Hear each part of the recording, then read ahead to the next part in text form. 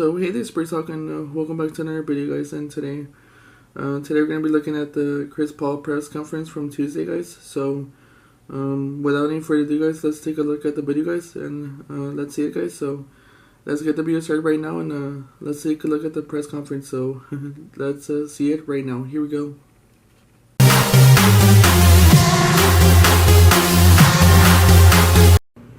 Alright, guys, so yeah, I have the press conference here from Chris Paul from Tuesday, guys. We're just going to take a listen to it, guys, and yeah, so let's get it started right now. I have the video right here, and let me just go ahead and start it right now. Here we go.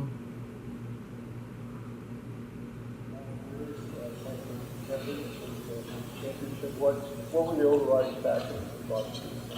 Oh man, you know that. I kind of talk kind of loud anyway. Man, the opportunity to play, to hoop, to compete. Obviously, this is a first-class organization, and for me, I've loved nothing more than the opportunity to play and contribute and hoop, yeah. What is this going to be like, just to be able to play with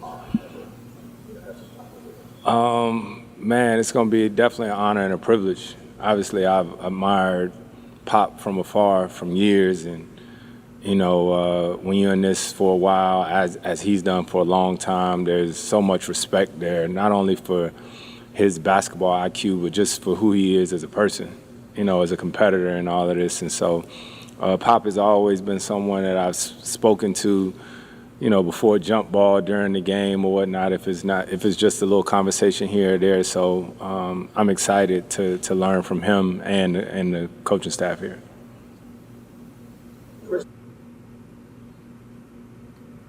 So you guys, that's true, because whenever Chris Paul plays here in San Antonio or whatever teams he's faced, he always shows respect for the team and everything for Pop too. Alright, guys, let's continue. Draymond said this week that you're a veteran to even the veterans, like much less the young guys like Victor and guys like that. But he said you have a very strong personality, and so it says a lot about the Spurs' trust in you to be a positive influence to somebody like Victor. Do you feel like a little more responsibility in that mentorship role that somebody like Victor you have in the past? I mean, I think I've always taken that responsibility very seriously, but also understanding that I come to hoop. I'm not a coach, so there's definitely things to be learned and all that stuff. But I come in, obviously, with a lot of knowledge from on-the-job training, but I also come in trying to learn from these guys. That's probably been the coolest thing about my career, is that, yeah, I've went to some teams that are younger or whatnot, but I'm constantly learning from these guys. I got a chance to play with Shea in his second year in the league, and I got a chance to learn from him. I got a chance to learn from Book, Mikal Bridges, and all those guys. So I'm excited to share with these guys what I know or whatever they want to know, but I'm also excited to see what I can learn from them. Along those lines, some of us who've been doing this for a couple decades or more. Yeah, same. It seems like 20-year-olds are younger than they've ever been. How do you kind of bridge that gap, and what makes you want to sign up to be around some kids? I think a lot of it is because I still look at myself as a big kid. I get a chance to play basketball every day and say that's my way of life, something I've been doing since I was 4 or 5 years old. But also, I'm so connected to the game from a grassroots standpoint. I mean, I have an AAU team that I'm getting ready to go to Peach Jam here in a week or two. I watch high school basketball, I watch middle school basketball, and I'm a parent too. I have a 15-year-old son, a daughter who's about to be 12. So, I'm not trying to be in the locker room and be their dad or nothing like that. It's just, for me, there's connectivity. And I think the thing that connects us all is this game, right? And always trying to get better.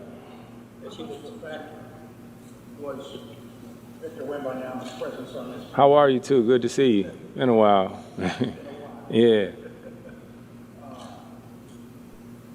When the Spurs came to you, how big a factor was Victor's presence on this team to you to be able to play at the bottom of the Well, that definitely helps. That definitely didn't hurt, but also knowing the pedigree that this organization has, everything around it, from coaches to front office. Like I said, I played for a number of teams now, and Pop and the Spurs definitely probably got the deepest tree in the league. When I say the tree, right, everybody sort of branches off from here and ends up better. And so Victor being here helped too, obviously, and them having a young team and getting a chance to watch him, right? Like I played against him this season, and I tell you, there's probably no player in the league. So I guess that's also true because there's been a lot of assistant coaches and everything that have played for or coached for different teams under they've been coached under Coach Pop. So yeah, there's a lot of coaches here, like Ime Udoka, Mike Budenholzer, and all those coaches. They have been at one point been coached and mentored by Coach Pop. That everybody in the league talks about after the game, like him, because everybody has to adjust stuff. Me and Harrison was on our flight yesterday, just talking about how cool it's going to be at this point in our careers to get a chance to appreciate him day in and day out. So that definitely helped. To that extent, Chris, adding you and Harrison to this fold, now looking at the team that San Antonio's bringing back, how quickly do you think and how realistic is it that this team could contend for a playoff spot? We start that stuff in training camp.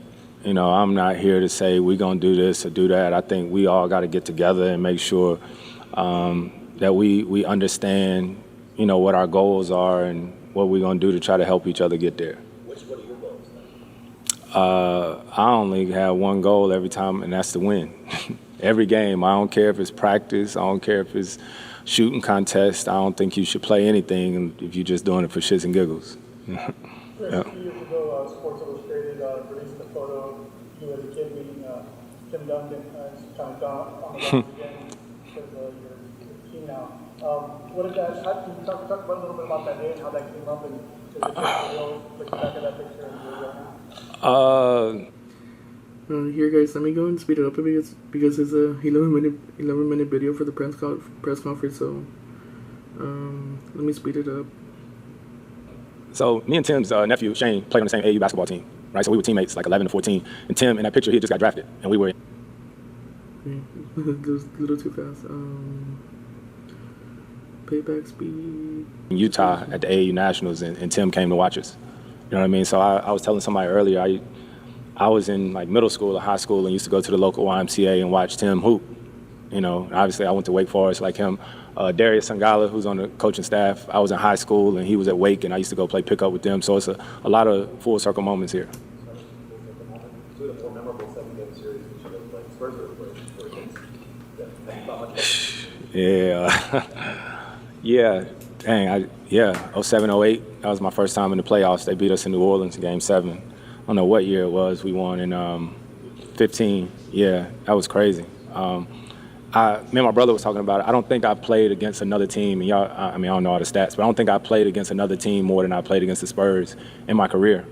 So I learned a lot from, watching this team. I was at the finals when they won in Cleveland. I was at that game, Game 4. I was courtside watching that game.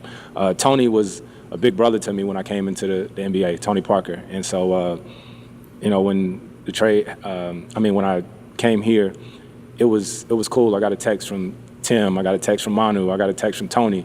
And it's really cool to be here. Can you tell us about that shot you hit over TD to win that series? Might have been a push-off before I shot it. But I'll take it. Yeah. What were your message being to Spurs fans? What they can expect from this team?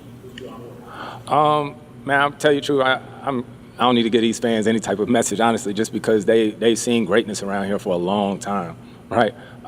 Some hard-fought playoff series here. So with the young talent that they have here already, they know how to support a team. But just know that, I don't hold it against me how I act on the court and how I am in real life.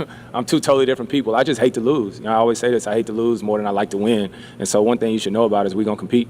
We definitely going to compete. But, this fan base has had a lot of success in the past, and hopefully we can continue that. Harrison Barnes, just your thoughts on having that young man next year? Man, I'm excited. I was talking to DT, Dave Tellep, who I've known since I was a kid. I was actually at his wedding. But I do a basketball camp, an elite camp for years, and Harrison came to camp some years ago, and that's when I first got to know him. And when you get in the NBA, everybody sort of forms their own lives, so it was cool to talk to him on the flight last night. And I know how good Harrison is. I know how determined and committed he is to being the best version of himself, so I'm excited to try to put all this together. We said that Pop had a conversation with you, kind of a sales pitch to bring you here. What was he looking for? How did he sell the Spurs to you? What he wants you to bring to this team? Yeah, I didn't need a sales pitch. You know what I mean? I think me and Pop more than anything had a conversation. And I think what I appreciated the most was, Pop said, "I want you to come be you." You know, whatever that means. You know, he said that too, and I'm excited. In anything you do, I don't care who you are, a writer, anything you want to feel wanted. You know what I mean? And he sounded excited. You know, so that got me excited. And I think something that I would probably want to say is, I think a lot of times there's rhetoric about, oh, this guy wants to stay close to home. He has to be close to home. My family is everything. My wife is here. My kids are back in LA, and that's where they will be during the season. And I love basketball so much that I could be close to home, but if I'm not playing, I'm not happy. You know, seriously. And I love my family to death. And so when we saw this opportunity, even though it'll put me away from my family knows me better than anybody, and they know that, I just want to play. I want to play more than anything, and that's why I'm grateful for them and more so grateful to be here. All right, guys, and that's the end of the press conference there. My final thoughts about this, guys, about the Chris Paul being a part of the Spurs. We got him on a pretty good deal. That's one thing, that's for sure. Like what I hear in the press conference and everything, he wants to win and everything, so that's a good thing too. And he's probably gonna be a mentor for a lot of the rookies, like on the team, on the squad too. And it's a good time to be a Spurs fan right now too, guys. All right, guys. I guess that just wraps up the video for today, guys. Let me know your thoughts about Chris Paul, guys, down in the comment section down below. Next up is gonna be Harrison Barnes' press conference, guys. So make sure you like and subscribe, guys. Stay tuned, and I'll see you guys in the next video, guys. And see you guys soon. And go Spurs, go!